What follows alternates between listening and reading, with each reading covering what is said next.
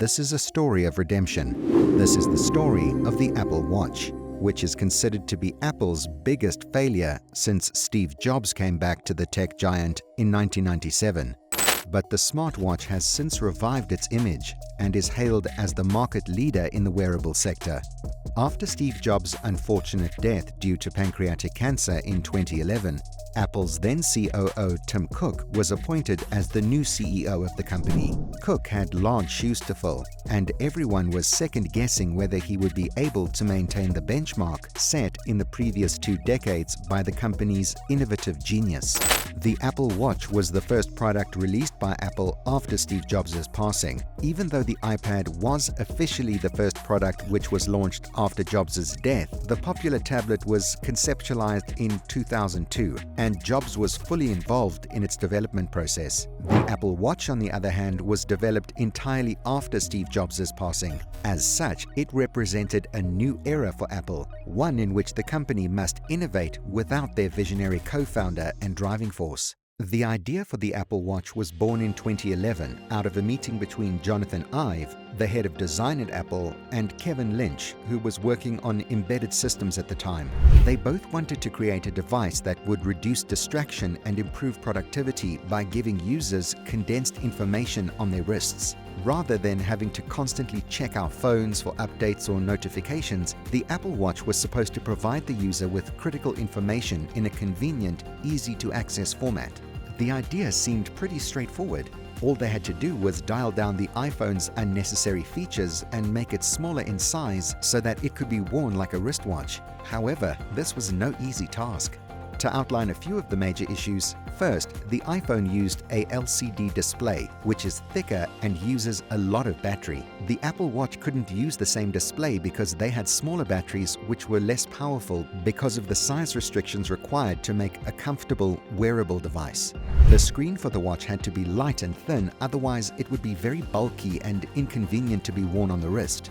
Second, the reaction time for the notification were very slow and took up to 45 seconds to show up on the watch, and at times it didn't show up at all.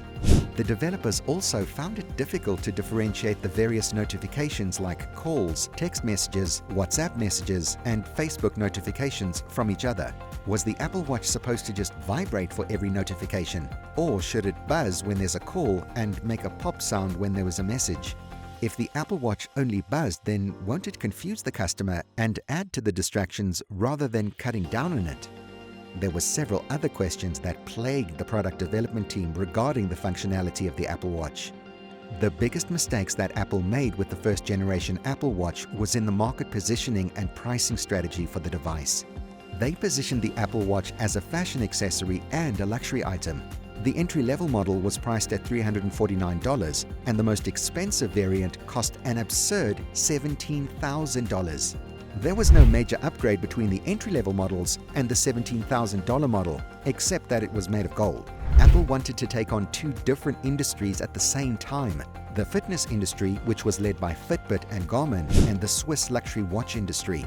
The Apple Watch was not relevant for either of its 2 main audiences: fitness enthusiasts and luxury watch aficionados. It was too expensive to be purchased by budget-conscious fitness enthusiasts who favored cheaper devices like Fitbit that provided them with important data and updates about their health and fitness. On the other hand, it lacked the style and sophistication of luxury watches from brands like Rolex and Patek Philippe, which were seen as status symbols among the elite. As a result, the Apple Watch failed to capture the interest of either audience and ultimately became irrelevant in both the fitness tracking and luxury watch markets. The Swiss luxury watch industry was not worried by the introduction of the Apple Watch. The CEO of Tag Heuer went on record saying that any Apple Watch won't last 50 years, let alone 1,000. He said, "Can your children wear the watch?" No, because it will stop working eventually. His statement actually made sense. We've seen that the trend of rapid technological innovation actually leaves past technology redundant more often than not. Apple's foray into the luxury watch industry was a massive failure because one of the major things that attract the rich and wealthy to luxury watches is the fact that these watches are more than a status symbol. They are assets whose value appreciates over time. Tech gadgets, on the other hand, depreciate in value over time. Fitbit, on the other hand, had a laser-sharp focus on conquering the fitness industry. Their branding, pricing, and advertising strategy was coherent with their goal of penetrating the fitness industry. Formed in 2007, Fitbit offered a $99 tracker that was more than a simple pedometer that could only account for the number of total steps covered by a person in a day. It contained a 3D motion sensor that could differentiate between different intensities of the activity.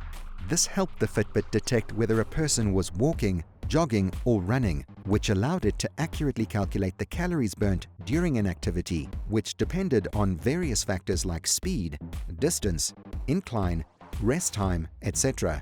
The Fitbit could be connected to any Android or iOS device via Bluetooth, where all of the information collected was stored, and you could even enter your food intake to efficiently set fitness or weight loss goals and monitor your progress on a daily basis. The Fitbit had a holistic approach towards monitoring and helping people work on their fitness goals, so they also had the feature to monitor the quality and length of a person's sleep. Fitbit was largely unaffected by Apple's entry in the wearable industry with the launch of the Apple Watch in 2015, and Fitbit went public in the same year with a market valuation of $6 billion. But this was all about to change soon. I hope you're enjoying this video. Do give us a like and subscribe to our channel so that we can bring you the best stories and insights from the fascinating world of business. Check the video description section for bonus content. Watch as we uncover how Tim Cook and the Apple Watch redeemed itself over the next few years. After the disappointing launch of the first-generation Apple Watch, Tim Cook knew he had to act quickly and decisively if he wanted to save the struggling product. Luckily, in 2016, he was finally able to pull off a major comeback with the launch of the Series 1 and Series 2 of the Apple Watch. The Series 2, which was a new and improved version of the Apple Watch, came with key improvements like GPS tracking capability, dual-core processor which improved performance and speed, and a brighter display. After the failure of the luxury first-generation Apple Watches, it was clear to Tim Cook that he had to niche down the product and focus on the fitness sector rather than the luxury and fashion sector.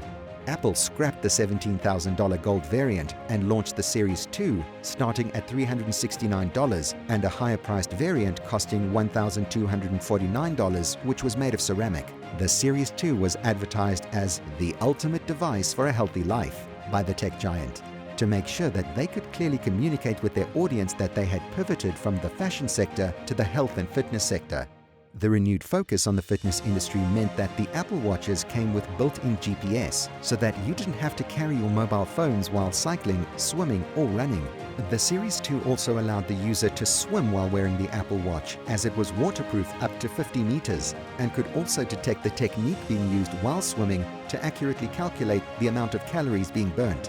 The renewed focus and improved features were received well by the customers, and this gave an impetus to Cook's vision for the Apple Watch.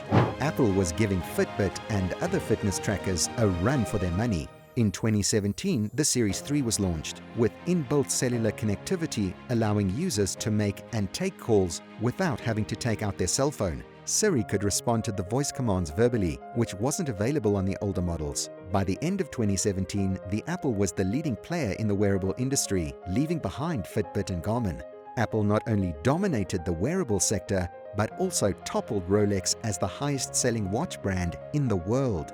After tasting success, there was nothing that could stop the Apple Watch, as the company kept innovating and adding new features with the release of new models. The Series 4 saw the introduction of inbuilt medical-grade ECGs, which can monitor and document the user's heart rhythm. The Series 6 had a blood oxygen level monitor, which was a key metric everyone was obsessed with during the coronavirus pandemic. Tim Cook knew that revenge was a dish best served cold, and it took him almost half a decade to exact revenge on the Swiss watch industry that had dismissed his brainchild in 2015. By 2019, the Apple Watch was thriving and managed to sell 10 million more watches than the entire Swiss luxury watch industry.